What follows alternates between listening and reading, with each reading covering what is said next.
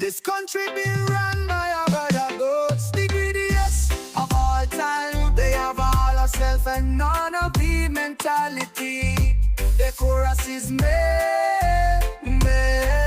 Bunch of pigs and goats running this desk, and the latest deception and its real is really cause for alarm. They're the greediest of all time. It is plain to see the true gang and give a damn about you and me. Even big supporters crying foul and shame about how these comrades dirtying the Labour Party name. Don't business about that as long as they pocket fat. Too bad you don't agree. The goat them say it's all about me. That's the chorus. Who is the nanny gate liar? Who don't spin doctor? Men, whose sole agenda is to make themselves richer and the poor harder. They say I know that I greedy, but I beg you don't watch me stop being hateful. Instead just be grateful. All the goat them say it's all about me. That's the slogan. The big salary increase is just the latest injustice to be imposed on the people by these blundering misfits. They're selfish and greedy with no love for the needy. Cabalicious and run race, make the thing ain't got no taste. Disrespectful and pompous, arrogant and self-righteous. These goats too brave and bold, ain't got no heart, no soul. They fed on their own nest with not a care for the rest. They say it's all about me. That's the goat them mantra. Who are the whole hog treating poor people like dog men? Who keep flying high and start leaving our sons here to die? Who take the pepper, the pop and kill off the peace? Enough talking about lift and elevate, just words and promises but no relief. Who lacking empathy, compassion, humility,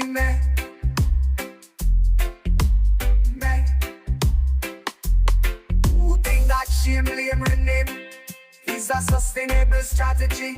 Here they got them, but woe be unto these ghosts and vampires. For Ecclesiastes 5 verse 10 says, whoever loves money never has enough. Whoever loves wealth is never satisfied with their income. Firstly, a grievous evil under the sun, well according to the harm of its owners, lost to misfortune, so that their children have nothing to inherit. So let them carry on, God don't like ugly.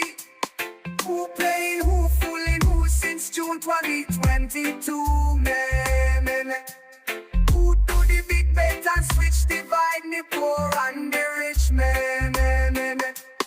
Who raking in bigly while so many going hungry, Who are disgrace of behind blood-sucking parasite, a bunch of termites, they go them, We love to serve our country that God has blessed so well. In peace and love and happiness, we will forever dwell. We ask for God's protection and guidance on our way.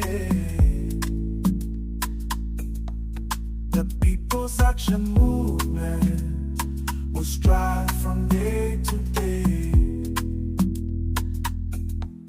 The People's Action Movement is here and here to stay.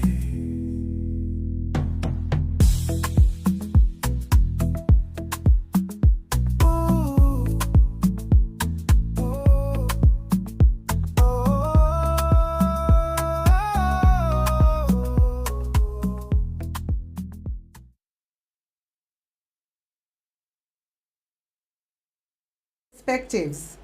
Of course, this is a social media program brought to you by the People's Action Movement, one of the parties in opposition here in St. Kitts and Nevis. We use this platform to bring trending issues as well as general information to viewers all across the world. And of course, we are coming from St. Kitts and Nevis. And this evening, it will be no different. Our subject matter expert is here we are going to be talking about agriculture. In fact, we shall review agriculture in St. Kitts and Nevis. So, you may ask, why are we talking about agriculture again? On an earlier episode, we had our own representative, Mr. Flanders, who spoke to the 25 by 25 program and all of its flaws and issues that were being experienced at that time. But of course, the issues in agriculture seem not to be going away. If we follow the local radio stations from time to time, we hear the lamentations, the woes even of our farmers about all of the challenges they've been having and experiencing with agriculture. So of course, those things are not going away.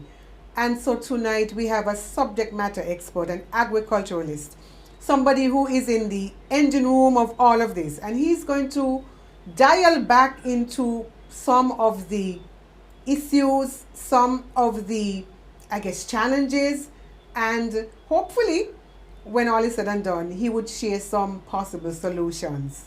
So, join me in welcoming Mr. Kyle Flanders, who is our guest presenter on this edition of Perspectives. Welcome, Mr. Flanders. All right, thank you, Ms. Caines. My name is Kyle Flanders, as Ms. Caines said, and I'm just here to share my perspective on agriculture and the way it is being handled right now in St. Kitts, the state of agriculture in St. Kitts. I'm just want to say thank you for this opportunity. This platform is, for me, I think it's a wonderful initiative, as it gives persons a chance and opportunity to come forward and just bring their ideas, bring their thoughts. It's not everybody who have this setup and who can come and do their own thing. So this opportunity is I value this opportunity greatly, and I'm thankful to be here. Well, we're happy to have you here too, because obviously, as I said earlier, this is a subject matter that has been trending for quite a number of months. And so I'm happy that because you have a view from the top, so to speak, you can break down some of these challenges and issues that we have been hearing every time we walk the street of Bastille. Yeah. So just tell us, just give us a little bit of background of your training, and then I'll allow you to share with me what jumps out at you right now as it relates to the state of agriculture in St. Kitts. Okay, so first of all, what you have to understand is that agriculture is dear to my heart. I'm passionate about agriculture.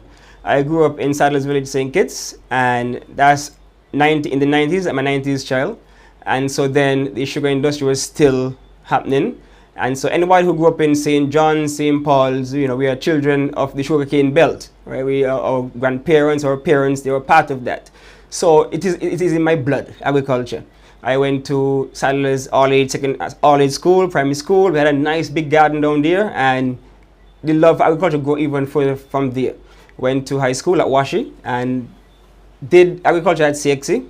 Then they never had a CAPE offering for agriculture, so I kind of skipped that. And I went on to do economics, undergrad economics in St. Augustine in Trinidad. And then I came back, started teaching, and I taught for about 13 years. And while I was teaching multiple subjects: POB, economics, and of course agriculture science. I've taught agriculture science since I started teaching as a substitute in 2006.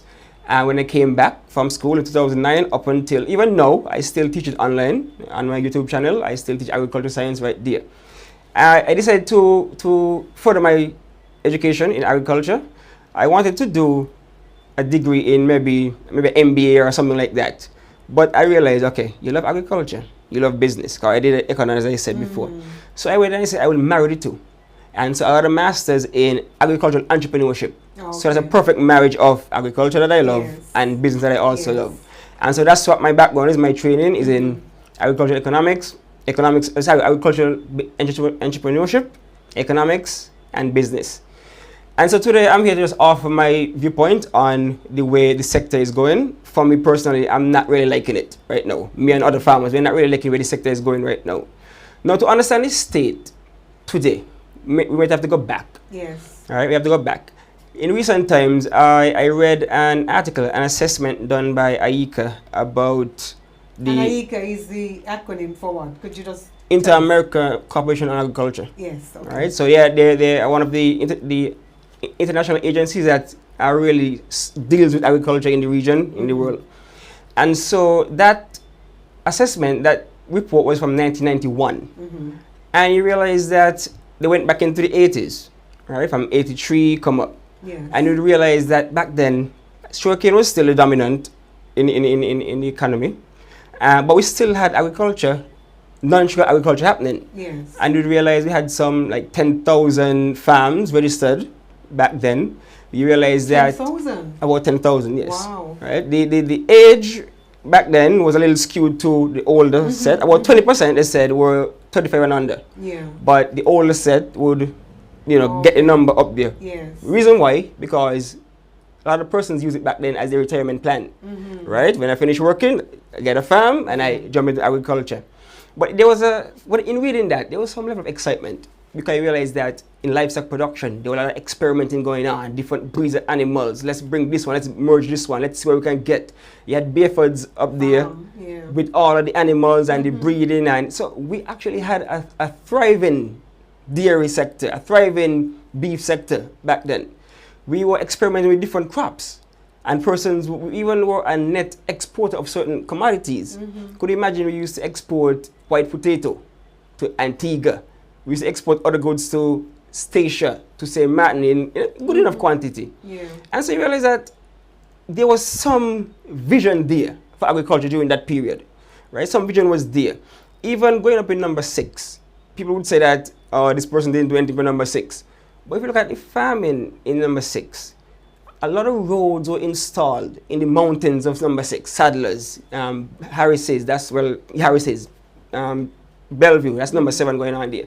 But there were roadways, so you can have access to the mountain, to the farm. So there was development there in agriculture. Fast forward, 2005, the sugar industry closed. But persons who are aware know that before that, somebody was saying that they would never close the sugar industry. It would close over my dead body. But back then, the People's Action Movement understood that the sugar industry was hemorrhaging money. We were losing a lot of money. We could not continue with it. The cost of production was too high, and what we got in return was just not good enough. Because imagine we produce sugar, but we had to import sugar because what we produce is too expensive. Right? And we had the tariffs and the preferential tariffs for the European market, so that when you go over there, it would be cheaper for. But that was coming to an end also. The government at the time knew that. And so they were honest with the people, saying, we have to close the industry. Unfortunately, we have to close it. Others are saying, no, we should not close it. They should have taken that time to properly ease persons, wean persons off of the industry, and get them set up in a way that they can diversify our agricultural offering. What happened instead was that sugarcane was our monoculture, meaning that that's the main driver of our economy. What the government of that did was funnel persons into tourism. Everybody, when persons got their monies from sugarcane, they say go buy a bus, go buy taxis. So everybody buying taxis, everybody into the tourism sector. So you realize that's another monoculture. So from one monoculture to the next monoculture. And that move effectively killed, or we shouldn't say killed, but put it on life support. Put agriculture in St. Kitts on life support. That move set us back so far I would not believe. So do you know what the numbers are like now in terms of the registered farmers? Because if in those days they were 10,000, what is the numbers like now? In the last documentation I read, they were saying that there are about 1,700 holders, farms. Right? 10,000 to yes. Wow. So it has dwindled significantly. Because I mean, you realize that if you are saying go this way and then the support for the sector is dried up, I mean, you had so much irrigation, so many infrastructure in place during the sugar era, and you allow all of that to just break down, run down. Even today we're struggling for water. All those wells basically seize up. They're just, so you realize that move by the government of that day basically set back agriculture by decades. Because if you look at some of the plans that were laid out by the government of that day, you would see some of the same things that they are struggling with today.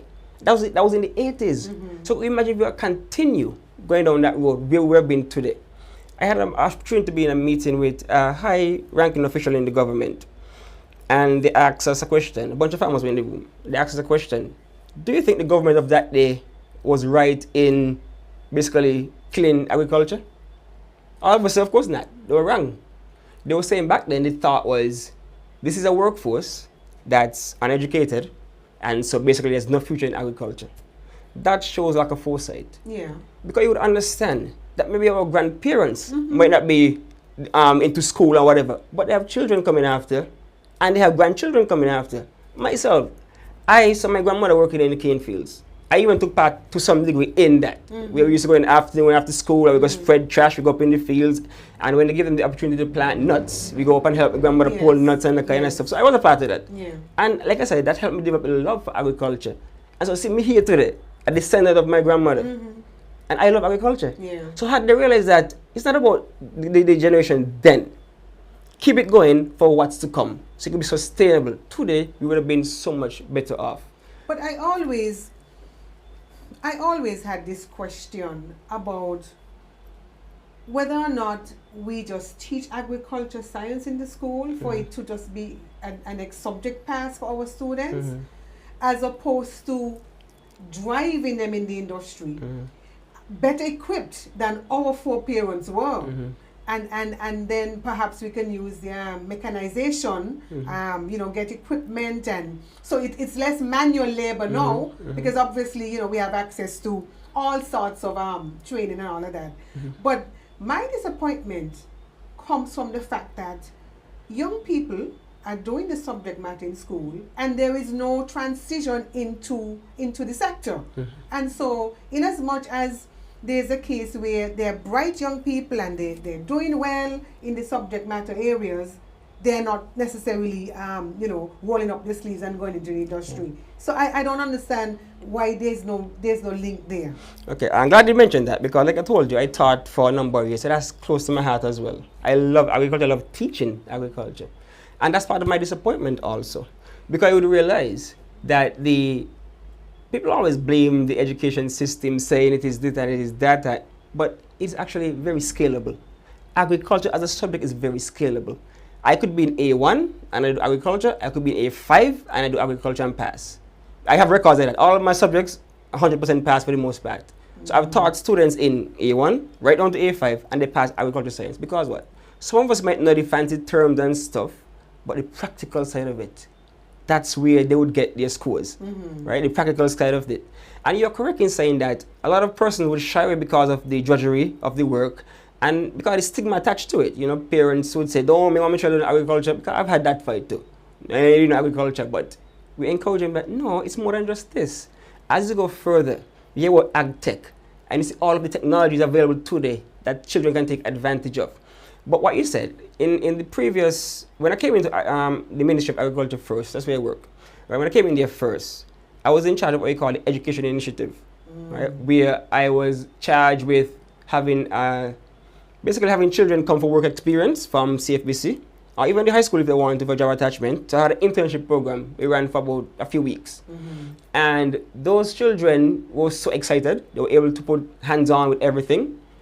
But to their disappointment, when time came to graduate out to the course and everything, actually one of them stood up and said, but I not give us no work, right? Like, you not giving us any work. There was about 14 of them, and we didn't take none. We took none. So you left them on their own? Just leave them there. I was trying to champion, like, can we just take this person, that person, because they're showing interest. They took none of them. I was saddened by that. Because because there was one of them that I taught at Basti High, and that person told me they only did agriculture because I taught them. Because before they wanted to drop it and go to business and stuff like that. So they went CFBC now. So just to mention this, CFBC now has a program in agriculture, CAPE, where you can do an associate in agriculture studies. It started sometime in like 2013 or so. So you can transition from high school to CAPE to do CXC. And the internship program ended abruptly. Politics. That was so unfortunate. And so it hasn't been picked up by this administration. I've been fighting tooth and nail to try to get the basic school gardens back up and running. Because I believe that if you start from small, you're going to grow that love for agriculture, so that by the time you're an adult, so you don't even have to rely on the government for a job, because you would find some entrepreneurial way to get yourself into the sector. But it seems as though there's no appetite for that. No appetite to get these gardens up and running. No, the Ministry of Agriculture will watch education, education watch agriculture. Don't get me wrong, education doing their part, the theoretical part. But the agriculture needs to step up and do that technical, practical part to help with what needs to be done, so that we can get our students that love. In the same document that spoke about 1991, they actually had a plan where students were able to go to Guyana and scholarship, Guyana School of Agriculture and Scholarship, and other places. I know somebody who went there. Yeah, and so I've not seen much of that, in a sense, happening right now. I think the government might be out of that, I don't know. But those things need to come back. Those things need to come back to marry that love with education, agriculture, to get it back.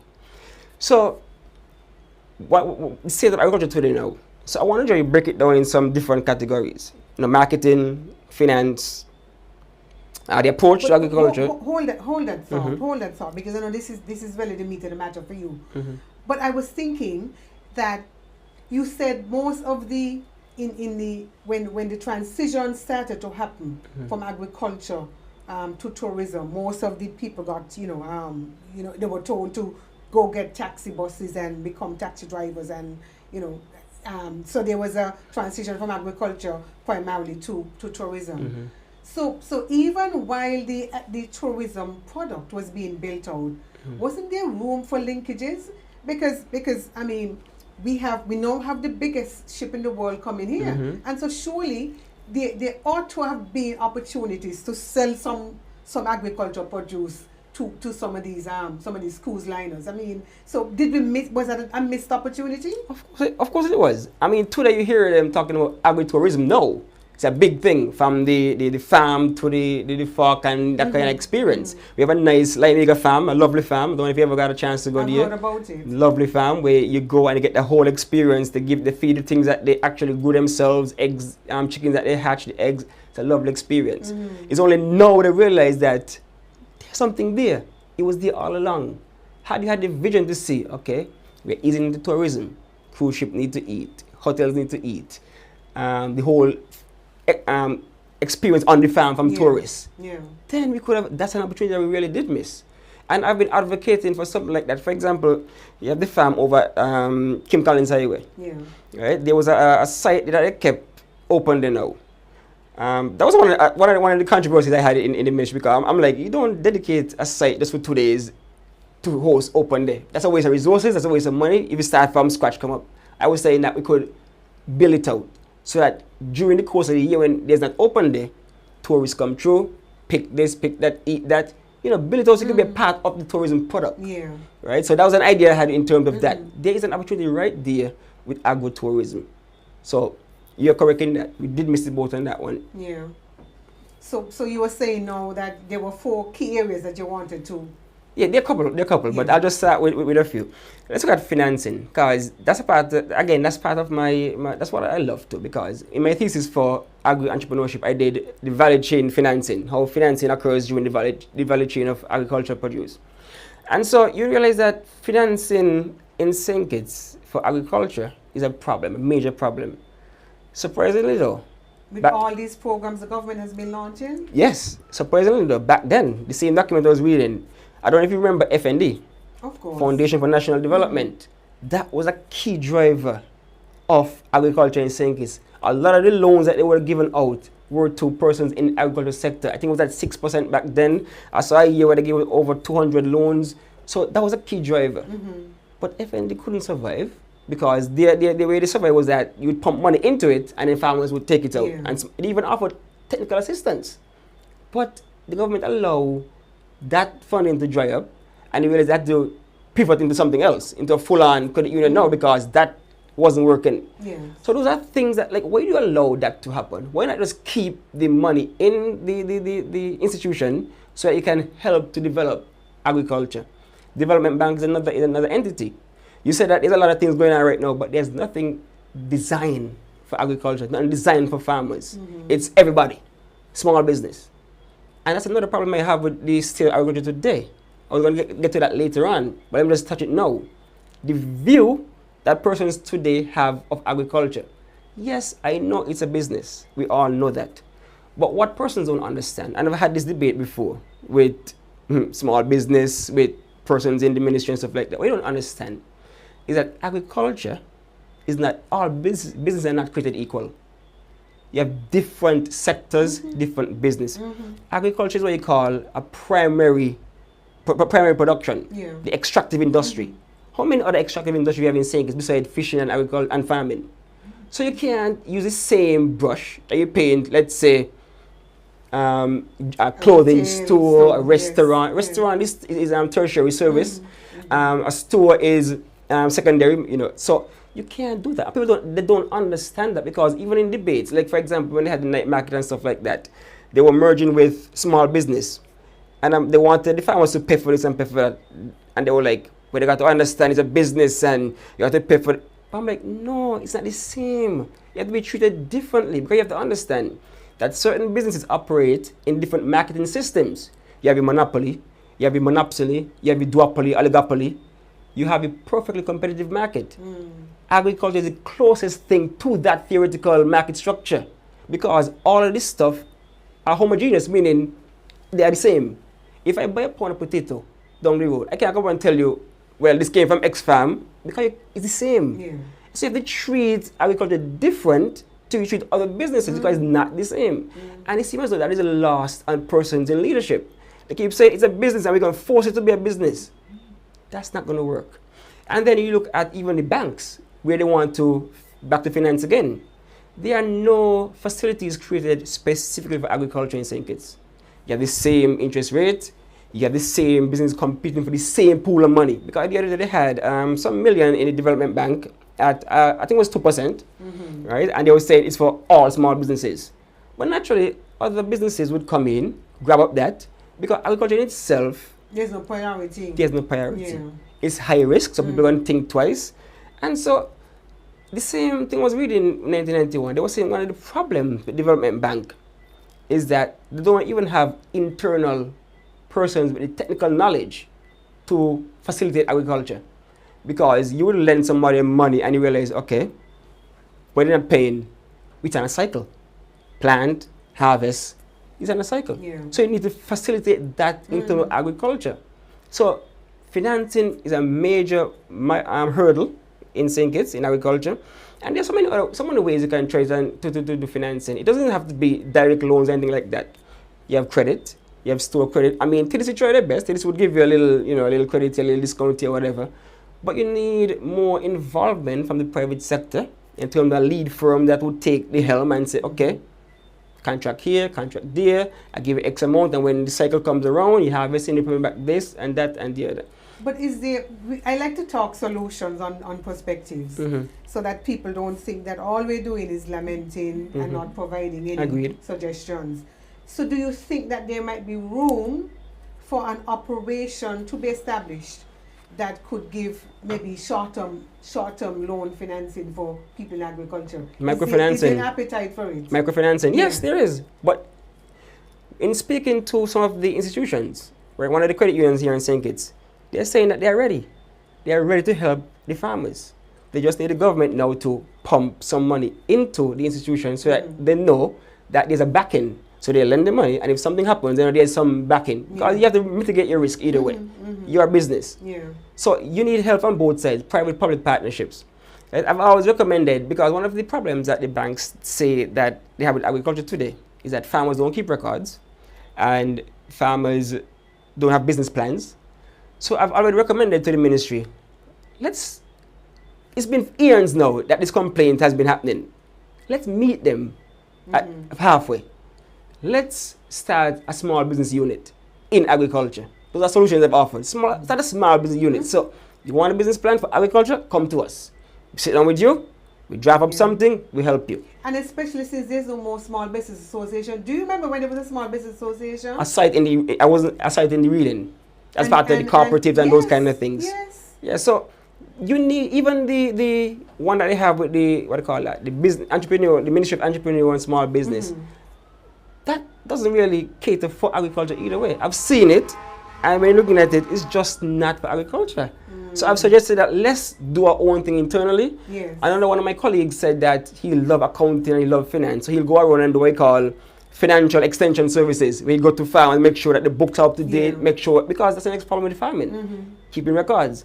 So instead of keep blaming farmers and say, well, they ain't got the business plan, they ain't got no records, so they can't get, let's meet them. Yeah. So we've offered those solutions, but I guess there's no uptake in that. Wow. So financing still remains a problem. And when we realize that agriculture is a different sector altogether, when banks realize that let's get somebody in who know what's going on so they can help us help the sector. Development Bank, the very name is development. It's there to help build the sectors, develop the country. So you have to do your part when it comes to that. So you need that vision, that person to do that. So let's all get on board and try to help the sector in terms of financing. Private sector, help them in terms of credit, in terms of offering contract farming, those kind of things. So there will be a day when financing might be alleviated. I heard rumors, rumblings that, you know, I think it's USA, one of them, were going to pump some 20-something million US into the region for sustainable development, agriculture and other environmental things. So let's hope that money comes and can be used in a positive way. So that's financing, it's still a problem. So that's the state of that today. A farmer can't just walk into a bank and get a loan for agriculture. They normally would have to go and get a personal loan and then use those monies to do what they have to do with their agricultural enterprise. Right? Now we have marketing. Big problem again in agriculture right now today, marketing. Back in the day we had SIMACO, we are now SIMACO, Central Marketing Corporation. And the main aim of SIMACO was to, of course, let farmers produce, we're going to market for you. So you produce, you bring this stuff, we market them for you. Sell them to the hotels, wherever. That has since long gone, right? I personally believe we need something like that, but in a more reformed way. Not exactly how it's operating, because, you know, when certain entities are involved, things go south, right? Because one thing I always learn is that government ain't gonna cause in certain businesses, because it's one of the most inefficient organizations in the world, government, right? So maybe you could get a statutory or something like that to make sure it can operate on its own. So we need to ramp up our marketing. Right now, you realize that the other day there was a controversy where there was a dumping of tomatoes. Yes, I saw that. Was that true? That was true. And that really hurt my heart. Because last 3 weeks ago... Was it a case of overproduction? That would be part of it. But the most part is that there was no market developed for these goods. So I have a question that I have asked many times before. You know, well, I'm assuming that there is a register of farmers somewhere in the Ministry of Agriculture or at the Department of Agriculture, I'm not sure. And you would think that the folks in agriculture know who is planting what at what time. So that you don't have all 1,000 farmers planting acres and acres of tomato, because there's so much we can do with tomatoes in a small economy and no more, and especially if you don't have an export market. So why in good heavens does the ministry or the department allow farmers to plant these crops that have a high likelihood of spoilage? And therefore, you know, you have to dump them, and therefore you can't make any money from their production. Is there not any formalized structure? Is there not any, how hands-on is the assistance from agriculture to make sure that these things don't happen? One of the problems that I recognized when I went into agriculture early was that what they would call a marketing unit is more of a sales unit. Right? They would mix up sales and marketing. And people don't understand that they're not the same. They're not the same. Right? So their thing is just when something comes in, get it off. But marketing is more than that. You have to do research. You have to market before you sell. Yes, you have to forecast, you have to do research, everything like that. So sadly, there is no mechanism in place that could effectively do that. There's no proper market forecasting. There's no proper market research being done. So you realize that, how should I put this now? A lot of it Okay, you have what we call an implementation deficit, where you might have a policy, but at the end of the day, it's just something superficial, right? It looks good out there, so you say, okay, all right, come and get 1,000 trays of tomatoes. You're not thinking on the line. What happens when all of them mature? What happens to the market? The same thing happening right now with bananas. You see that they said that they have 30,000 bananas coming in, and then I think they start distributing to different persons in the backyard and stuff. What happens when all of them mature? Where do they go? Are we going to export them to the windward, who does bananas? Yeah. We have no business doing that. We So have to is it plan. cat before the horse kind of situation? That has always been the case, and that is state of agriculture right now. But interestingly, I had MP Dr. Richards sitting in that same chair a few episodes ago, and we were talking about creative leadership. Now, is there room then for the ministry to allow perhaps a marketing company to just relieve that duty from a government controlled function into a private sector function, where maybe a group of private marketers can just assist the farmers? Because I think we have to come to the realization very quickly that the government cannot do everything. And the government really, over the years, government has had its hand in too many things, and now we're just seeing that it's just too much, and there's a lot of fumblings. And so if we are going to evolve into creative governance and creative governments, we really have to release these things from the control of government and allow people in the private sector to take full charge of them. Like you said, governments don't care if they win, lose, or draw, because a government can survive. A government will go to the IMF if the money runs out. And so I'm saying that we really have to be a lot more creative in some of the things that we're doing, and especially in that sector, listening to you. These are some of the exact things I've raised in various meetings. The government should not be involved in certain things. Like, for example, TDC once used to provide a lot of inputs. But as the government encroach on the private sector, you realize you have what we call crowding out of investment. Now the private sector is not going to invest in anything because it cannot compete with the government. The government have all these subsidies, everything at low cost, so the best they can come out. And that's the same thing that's happening. Because TDC sold seeds, they sold certain chemicals and things like that. In the same article I was reading back then, TDC was a major force in agriculture development. But the government just kept coming in. A good example with the land preparation, the tractors and stuff like that, where the government put it on their back to be almost the sole provider of land preparation. That can't work, because you're going to overload the tractors. They often break down. Like, let that happen in the private sector. Build the infrastructure, build the I always say scaffolding, so that it can operate within a framework. Build the framework, allow them to operate. That should happen to a lot of the inputs and a lot of the things that the government are involved in. But the sad reality is, if the way the ministry is functioning right now, if they weren't selling things, people wouldn't have no work to do. That's the sad reality. If the government wasn't selling all these things, a lot of persons wouldn't have much work to do. So if the government didn't become a TDC, you're saying? Yes. Because there are many idle capacity happening right now in the ministry, in the departments. But where's the vision? That's the problem. Nothing that is happening today hasn't been tried before. You see them handing out a lot of these things left, right, and center. Just in 2016, during COVID, a lot of stuff were handed out. And when you look at the data shows merely a blip on nothing. There was no impact. So we're going to come and try to do it again. I always think that one of the ways you measure the success of an administration is how many solid policies and programs you put in place. You can't just give out stuff. That's not a policy. You just give out stuff. That's not a policy. And it's been happening time and time again. We're giving out stuff. Give out X amount of trays of this, X amount of that. You're giving out water tanks, but there's no water. I've always seen this with certain governments, where they do not build from the ground up. You let them put on the roof first. There's no building out. They're too in a hurry to get the photo up or whatever. There's no building out. I don't even want to stray away, but for education, for example, I remember when I was teaching and they had the laptop program, right? They introduced every child get a laptop, sound nice.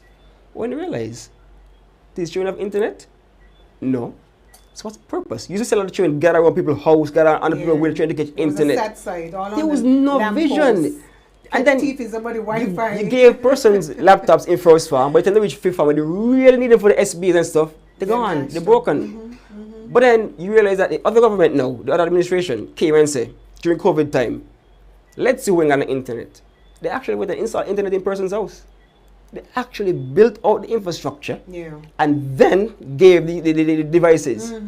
So you have to understand that there's some person with vision. You need vision and leadership to understand you have to build out things first and then you work on it. That's one of the problems. I know they would have spoken about the 25 by 25. That's one of the problems that exists in 25 by 25. Here it is that the region, CARICOM region, signed on to it in 2020. Unfortunately, St. Kitts wasn't there at the time. They came in 2 or 3 years later.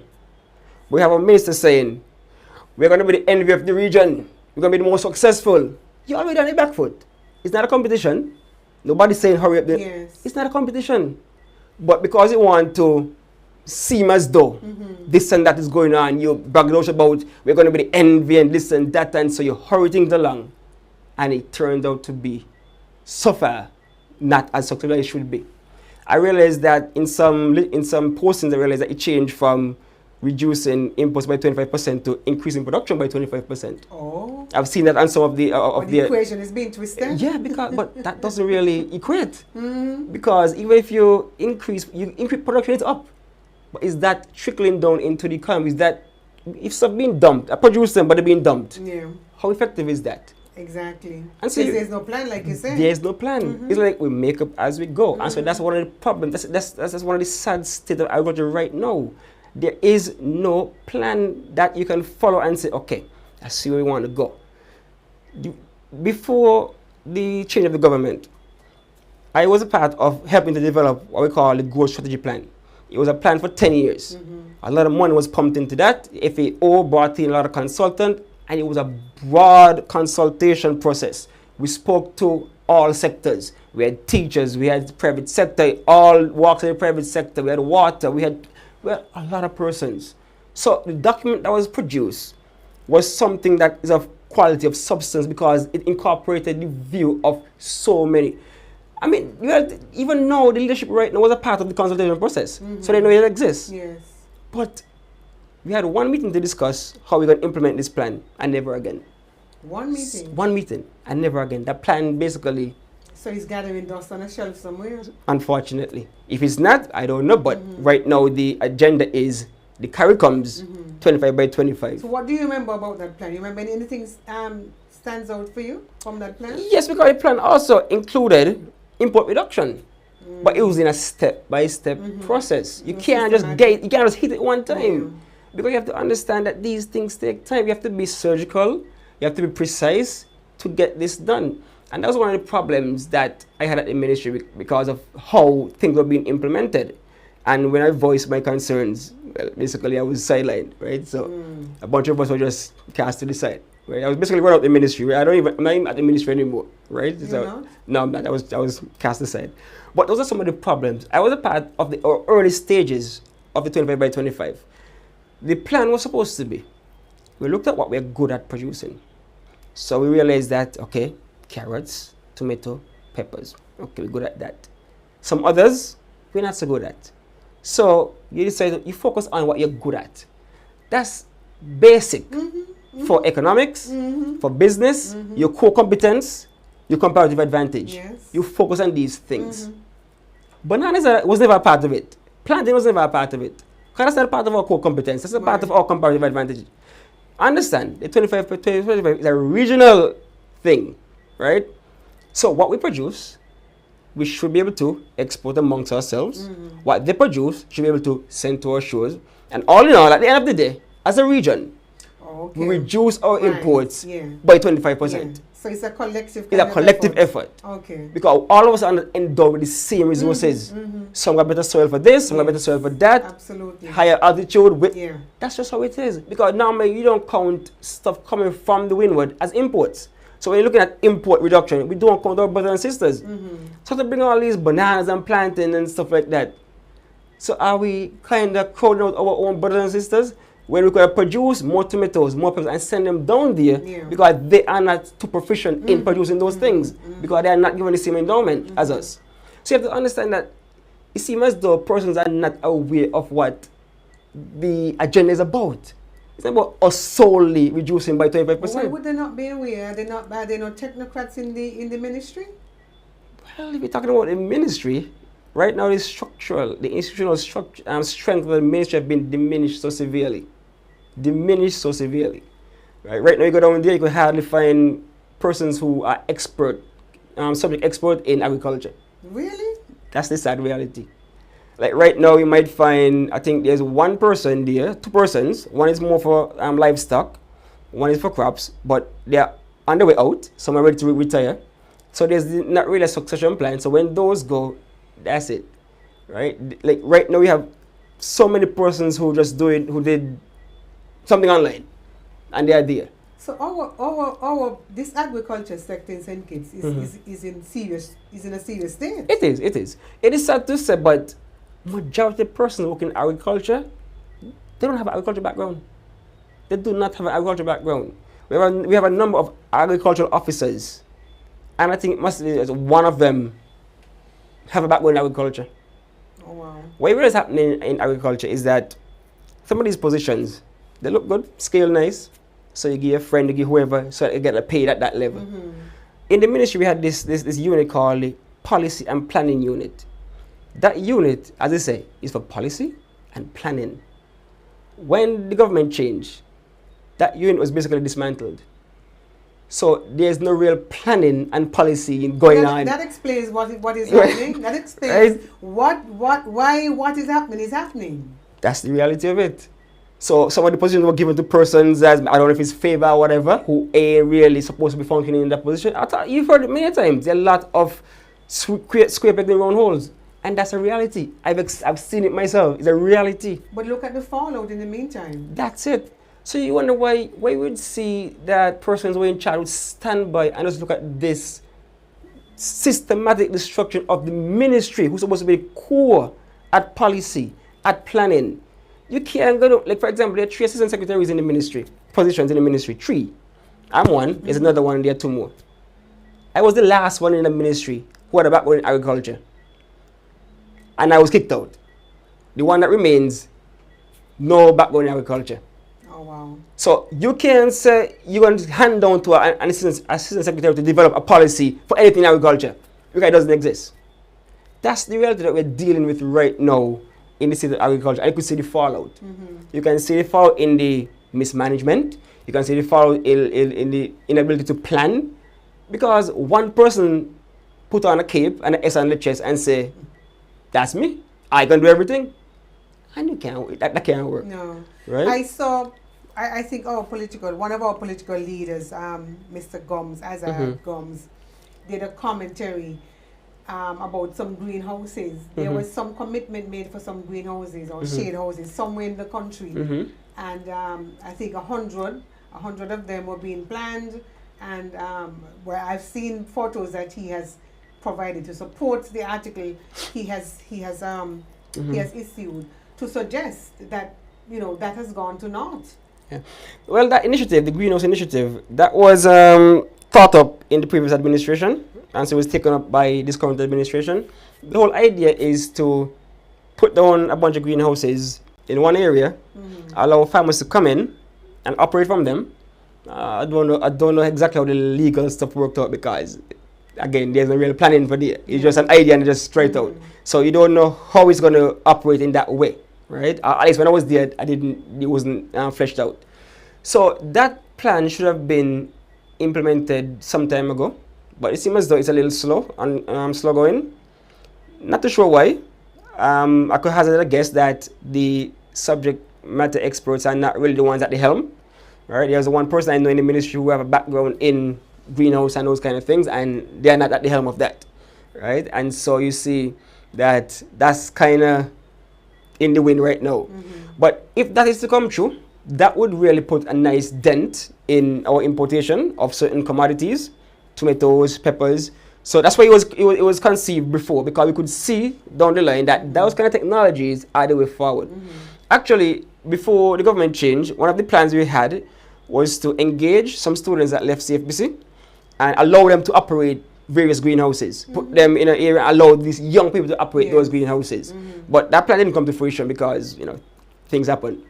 So they took it upon themselves to carry on that, and it seems as though it's not really going as well as it should. But however, they said that the plan is to get them up and running by, I think it was 2020, the top of 2025, training 2024, get them up and running in 2025, I think. So by the time the end of 2025 we produce, and then 2026 we measure and say we reduce imports by 25%. Right, that was part of the plan. Right, on in the year. I don't know if it was on paper, but that was in the year. Right, so I'm guessing that they'll get them up and running sooner rather than later, hopefully, and then they'll do what they have to say. But there's things that frustrates persons, because you cannot train after the fact. Like, you brought in the bananas, you brought in the planting. Are they here already? Yeah, they're here already. They're here already. And then you're saying you're going to train now, and as to how to grow them, how to care for them. That's what happened before. But so I'm thinking, I'm following your conversation, and I am wondering now. Well, we used to have a fairly thriving manufacturing sector. That is not as thriving now in 2024 as it used to be, say, 15, 20 years ago. But if it is that we are really serious about the focus that we ought to put on agriculture, shouldn't there be some connection, some linkage with our maybe our small manufacturing, so that, say now that, for instance, that all of these planting slips have been, you know, brought to St. Kitts. Maybe we can have a factory that would make maybe planting chips or some byproduct. You said earlier on that all of these bananas, the banana slips that reach to St. Kitts, and, you know, obviously a banana ripens and then it rots if you don't have a use for it. So, are you aware if there is any discussion in the background of maybe doing some sort of agro-processing or maybe small manufacturing plan, so that once these things are built out, then we would reduce the spoilage, or if not, we're heading on the road to dump stuff again? Yeah. Well, see, if something like that is in place, it should have been in place by now, because you can't have them on the ground and then they come to have it. You're not going to take 2 weeks to build a building. You know what I'm saying? The agro-processing unit, they pump out a good amount of stuff. They do. But the thing is that a lot of persons think that you can just take a product and just process it. You need special breeds, special varieties for certain products, like tomato paste, and you can't just use any tomato for that. So that person would say, instead of don't make it agro-process, no, you have to plan. So you have to get the right breed, the right variety, because some have different acidic content, as their flavor. So you make a tomato with different ones, it comes out tasting, there's no consistency. Same way, you have to plan. If you want to get the chips and that kind of stuff, you have to plan for that, right? Because you're not going to give me any spoiled banana until you make something, because you may taste it in the product after, right? You go to Jamaica, you see fields and fields and fields of plantain and banana dedicated to chips. You see that with Jeppy and those things dedicated to chips. So if that's part of the plan, there has to be a plan. So you just can't wait and say, okay, they're old and rotten, let's send them up agricultural-processing. That's a mistake a lot of persons made, myself included, because but I was corrected by the manager at the agro-processing unit. She said, no, you can't bring the old stuff to me and expect me to. No, right? So there has to be a plan for agro-processing. There has to be a plan for production, for consumption. So you need plans for all these things. You can't just throw things at the wall and hope something sticks. So where do we go from here? Clearly, a lot is going wrong. Clearly, there are issues and challenges. Where does the sector go from here? Here's what I would say, right? No, I believe in the youth movement, right? I believe in that wholeheartedly. But we have to admit that not all youths are created equally, right? I saw a show on local TV called At the Feet of the Elders, where you learn from the elders. So the government had a youth push, but you just can't do it blindly, right? You can't do it blindly. You have to understand that young people still have to learn from persons who came before. There have been persons who have been career civil servants. So you telling me I did 15 years, I'm no good? So you either cater to the very young or the very old, because a lot of old persons coming back for jobs. They're not leaving. So those caught in the middle are just there languishing. So what do you think would happen if you have a young, inexperienced minister of agriculture and you choose to pair him with a young and inexperienced permanent secretary? What do you think would be the result? It's not going to be a recipe that leads to proper management, proper development. Well, unless they're not taking advice from the people who have the know-how. That too. And you see that is being played out before very early in agriculture. Because one of the key problems in agriculture right now is leadership. And so you realize that going forward, what we need to do is realize that we need proper leadership in agriculture, especially at the ministry level. Because what's there right now is there's so much confusion, there's so much chaos in the ministry. I've never seen my coworkers so demoralized, so discouraged. Because you understand that previously there was a PS there that gave them a hard time also. So could you imagine coming over and it happening again? What do you think will happen to the workers? They just chop their hand. That's it. Nobody care about agriculture. They don't care. They give us a good visionary leadership. They don't care. So you're saying that what is happening now is a byproduct of what is happening at the higher level? Exactly. Because even with the conflicts we hear about farmers, you hear the farmers on the radio lamenting about this, most of it is because of the leadership at the ministry. That's just the truth of the matter. And you go up to the department, a lot of disgruntled persons, because management styles don't always mesh. You have to admit that you tried. Maybe this person just not for that. You just have to admit that sometimes. Look at the Prime Minister. 2 permanent secretaries were replaced in justice and in health. So what about agriculture? You hear in the cries of the farmers. You hear in the cries of the workers. So are we not doing anything about that? Because you realize that even agriculture right now, there's just rampant victimization, there's rampant favoritism, there's rampant incompetence at certain things. It's just nobody taking the area seriously. And that's my passion. That's why it really hurts my heart that we're going down this road, because there's so much potential for this sector. So much potential. In one of the meetings I had with an ex-high up official in agriculture, they asked a question: sell agriculture. Tell us why we should invest in agriculture. And we presented a case, but that person has the ability to make changes. They laid out a beautiful case for agriculture. They say we have to show the link between health and non-communicable diseases and this and that. A real nice case. So I look at them and say, so why aren't you implementing any of this? They're saying, no, the farmers need to sell it themselves. But we said, but we have been trying to sell it for years now. If you know what to do, why isn't it being done? Right. So those are things that baffles the mind. That's crazy. Right? So going forward, we just need to look at leadership, choose leadership wisely. You can't just, I don't know if it's I don't know what it is, favor or whatever, I don't know what. You just can't choose your friends and whatever to do. You have to get somebody who's actually qualified. And qualification doesn't mean paper. True. For me, I prefer someone who have a wealth of knowledge and experience than someone who came from school 2-3 years ago with a paper. People are one of the hardest things to manage. People are an X factor. You can't just apply certain things across the board. So you have to have persons who know how to manage people, know how to interact with people to be at leadership positions. It can't be for everybody. It's not for everybody. Because you see the repercussions now, especially in agriculture. But to me, like I said, the person at the highest, they are aware of all the problems.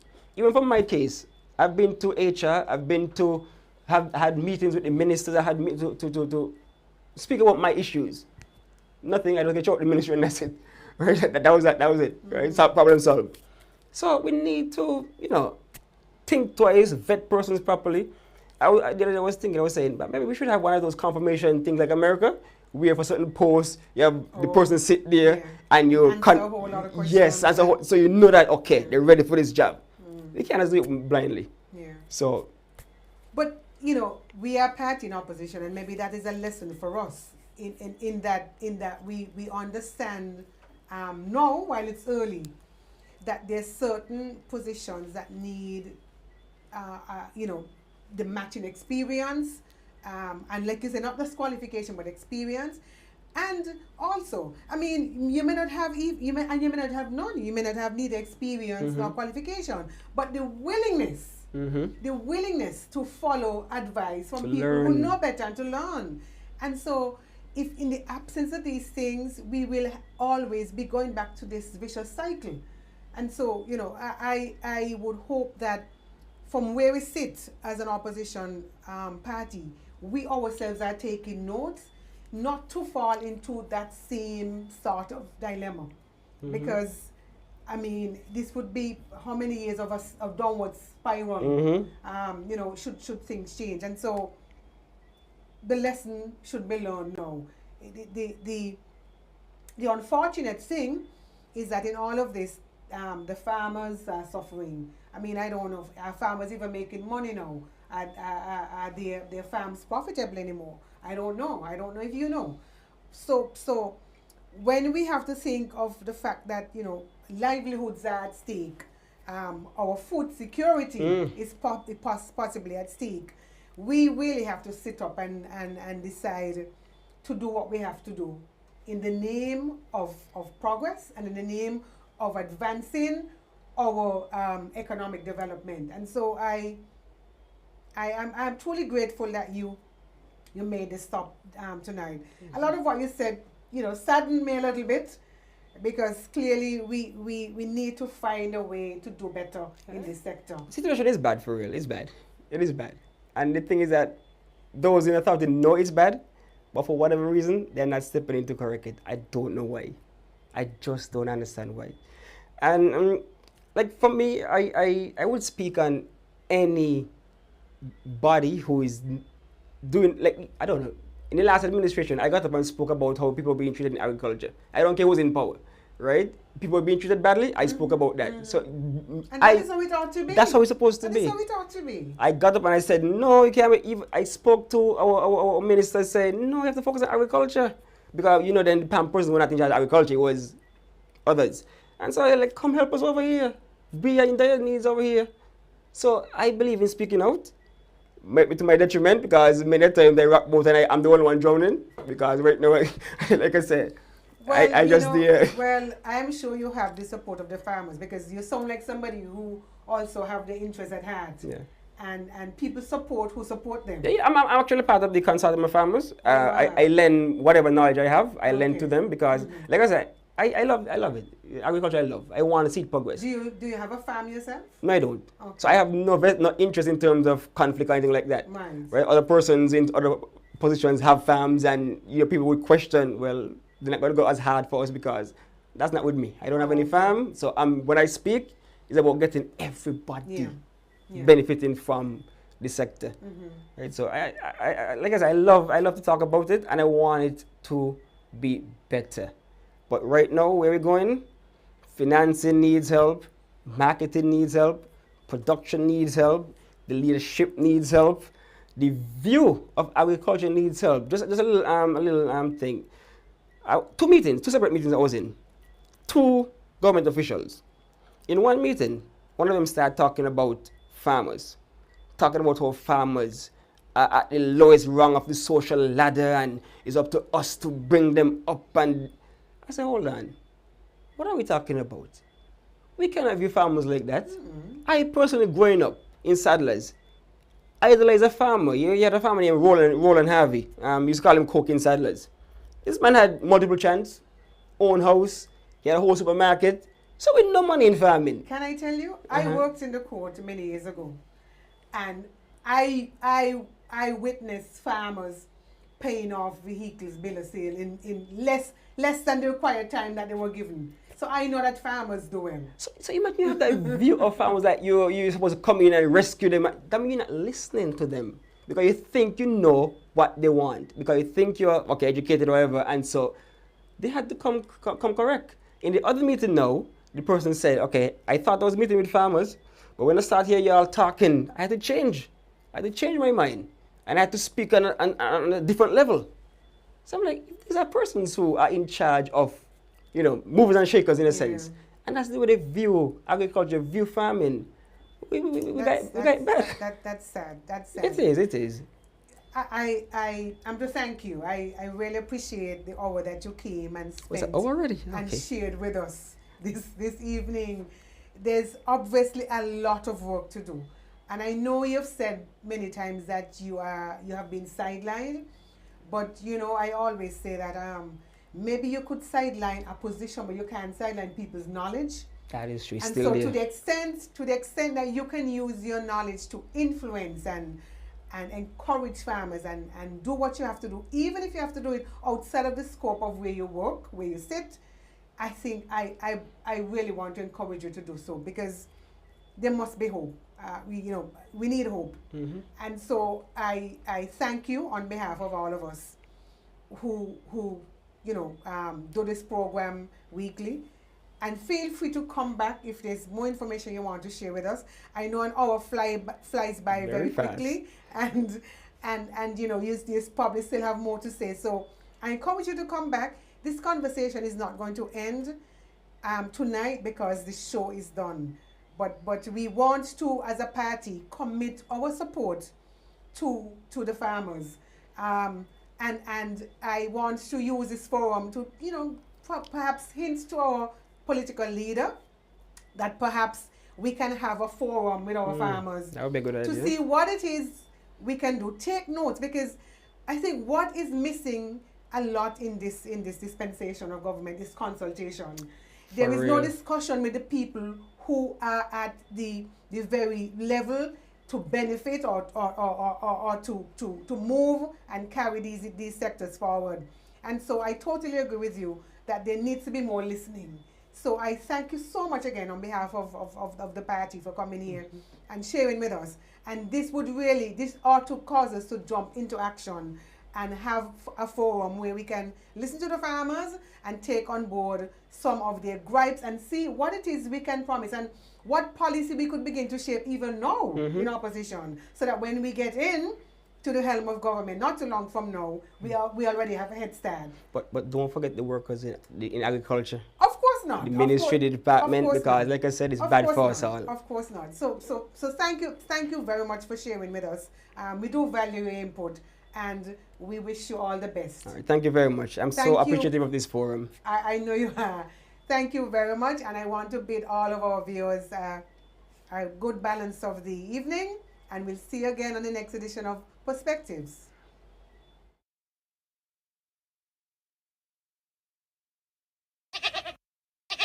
This country been run by a brother goats, the greediest of all time. They have all a self and none of the mentality.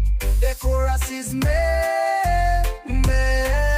Bunch of pigs and goats running this desk, and the latest deception and it real is really cause for alarm. They're the greediest of all time. It is plain to see the true gang and give a damn about you and me. Even big supporters crying foul and shame at how these comrades dirty in the Labour Party name. Don't business about that as long as they pocket fat. Too bad who don't agree. The goat them say it's all about me. That's the chorus. Who is the nanny gate liar? Who don't spin doctor? Men, whose sole agenda is to make themselves richer and the poor harder. They say I know that I greedy, but I beg you don't watch me stop being hateful. Instead just be grateful. All the good them say it's all about me. That's the slogan. The big salary increase is just the latest injustice to be imposed on the people by these blundering misfits. They're selfish and greedy with no love for the needy. Cabalicious and run race, make the thing ain't got no taste. Disrespectful and pompous, arrogant and self-righteous. These goats too brave and bold, ain't got no heart, no soul. They fed on their own mess, we not a care for the rest. They say it's all about me. That's the goat, them mantra. Who want the whole hog treating poor people like dog men? Who keep flying high and start living our sons here to die?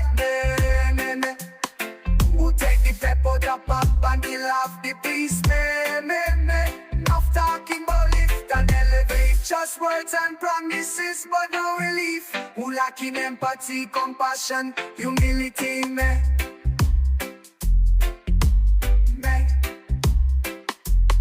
Who think that shame, lame, rename is a sustainable strategy? Hear the goat, them men, but woe be unto these ghosts and vampires. Ecclesiastes 5 verse 10 says, whoever loves money never has enough. Whoever loves wealth is never satisfied with their income. Firstly, not grievous evil under the sun. Wealth brought it to the harm of its owners, lost to misfortune, so that their children have nothing to inherit. So let them carry on, God don't like ugly. Who playing, who fooling, who since June 2022, me. Who do the big bet and switch, divide the poor and the rich, me. Who raking in bigly while so many going hungry, me. Who are disgrace of behind blood sucking parasite, a bunch of termites. Let it go, them, me.